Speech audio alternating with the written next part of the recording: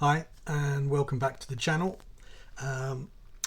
Today we are counting down from 40 down to 30 my favourite albums of all time. We're going to do this in a number of sections and well, let's just crack on. Okay, my number 40, a 1994 album, very familiar with most people I think. It was Oasis's debut album. I think it was the fastest selling debut in British history at the time. The start of Britpop, probably. Rock and roll star, fantastic. Live forever, fantastic. Next at 39 from 1977. Again, I think you'll know this. Fleetwood Mac Rumours. Look how the colour changes over the years. Fleetwood Mac Rumours.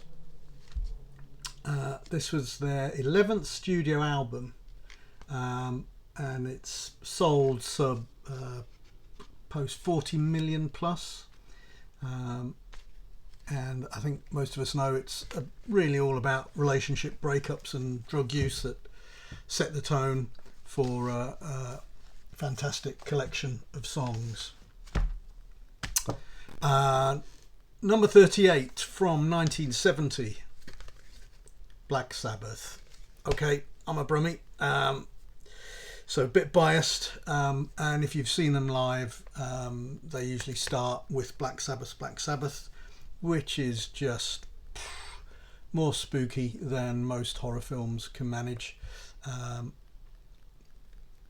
don't really know what else to say about it. It was the first true heavy metal album, in my opinion. And it was only recorded, I think it was recorded in less than a day. Black Sabbath. And when it came out, I understand that it was mostly negative comments. And yet it's, for what it was an elite album. And the fact that so many people still refer to it today, particularly some of the doom metal guys, death metal guys, just rock. I think Ozzy is Ozzy. I really like Bill Ward's drums myself, but there you go. Anyway, Black Sabbath, I particularly love the opening track. So moving on, number 37 doesn't always follow from Black Sabbath. Maybe a bit of a strange one, this. Aha. This is Scoundrel Days from 1986, their second studio album, and it just showed how they'd matured into brilliant songwriters and musicians. And not everybody likes Harkel's soaring vocals, but it's really the tunes on here. I've Been Losing You, Scoundrel Days, Swing of Things, October, Cry Wolf. I mean, it's a fantastic album, so underrated, because like me, when it first came out, we just all thought it was teeny bop stuff, but this is great. Give it a go, you might surprise yourself. 1971 saw the entry at 36 on my favourites, and this is a staple. Carole King, second studio album, sold 30 million plus, has got some of the best songwriting you'll hear in one album, and Joni Mitchell was on here, James Taylor was on here, and I think it's just about stood the test of time. Some of those tracks, Home Again, So Far Away, and where's my favourite gone? Natural Woman, You've Got a Friend, Too Late. So many fantastic. Again, you not really following on from Carole King in many people's lists, but at number 35 on my list, Killing Joke. This is their fifth studio album from 1985. A balance between antagonism and accessibility, according to Pop Matters, and I have a lot of sympathy with that, because to me it was where Killing Joke just moved into I don't want to say pop, but it was a bit like the Change in the Fall. For a period, they just got it spot on, and I think Love Like Blood is certainly the best single of that year. But they've also got Nighttime, Kings and Queens, Darkness Before Dawn, fantastic Killing Joke album.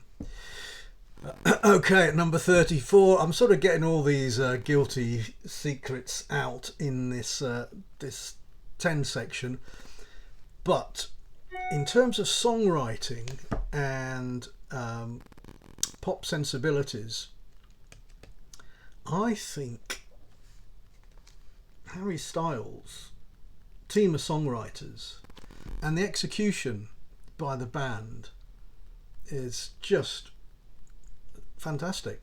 I think it's a very slick pop rock album. Watermelon Sugar, who hasn't sung along to that after a couple of beers? Golden, Adore You, Falling, She. Yeah, I'm a big fan of Harry's team. That's from 2019. At number 33 in my list, from 1978,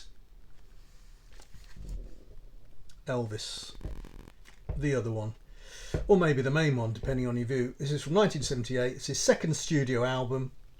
Nick Lowe produced.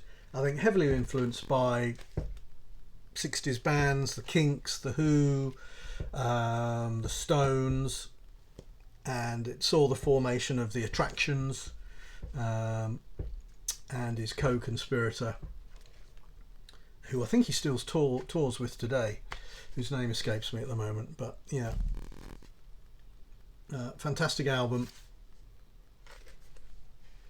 Seen as, I don't know, but I remember some of my friends at the time thinking or telling me that Costello was a wimp relative to what else was going on in New Wave, and that maybe that was just his thing, but he certainly isn't. And in terms of songwriting, he's got chops there.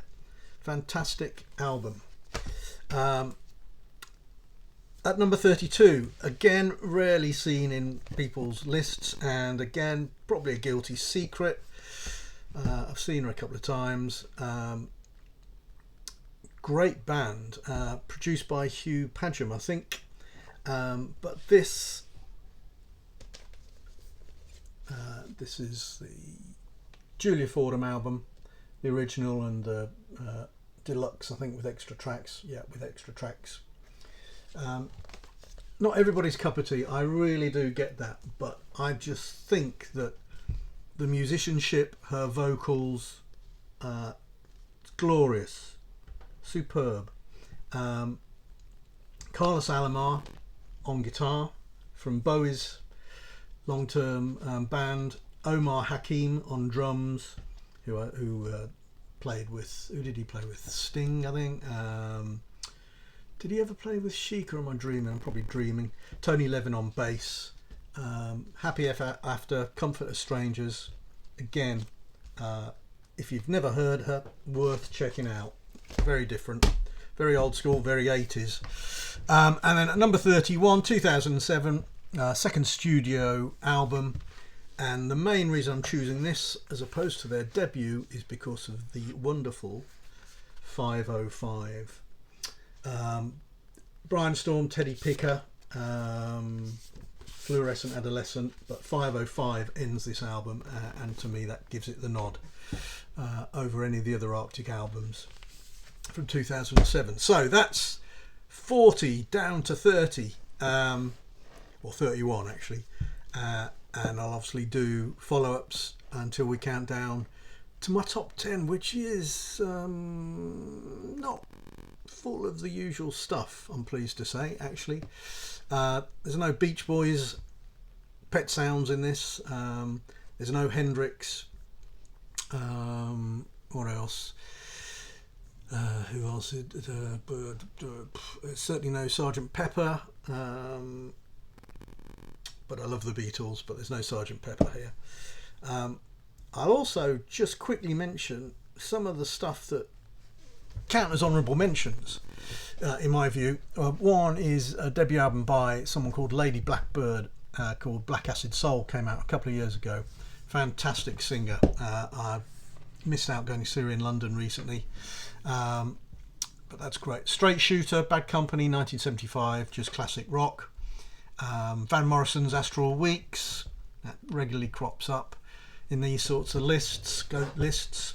Human League's Dare from 1981, Pearl Jam's 10 from 1991, Adele's 21 from 2017. The Scream, I think, is the best Susie album from 1978.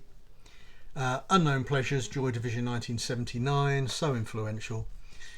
Sunburst Finish by Bebop Deluxe, 1976, doesn't tend to make many of these lists. I think highly underrated band. Aja, Steely Dan, 1977, is usually pretty popular. REM, Life's Rich Pageant, isn't usually seen to be their most popular, but Life's Rich Pageant, I think that's when they hit their high point. I really do. Tears for Fears, I couldn't decide, but Seeds of Love I think is close to being in this list. Radiohead's The Bends, the second studio album from 1995, fantastic. AC/DC's Back in Black, Waterboys, A Pagan Place, and Blue Nile's A Walk Across the Rooftops. Now some of those bands that I've listed I have included, but different albums, and it was touch and go whether I included those. AC/DC, for example. Waterboys, A Pagan Place, fantastic, but probably not my favourite. Radiohead, The Bends, probably not my favourite. But anyway, just gives you an idea. So until I see you back here next time, if you find any of this in the slightest bit interesting, kindly give me a like and a follow and a bell and all the stuff you're supposed to do, and see if we can get my regular watchers over 10. All right. Thanks ever so much. I'll see you again soon. Cheers. Bye.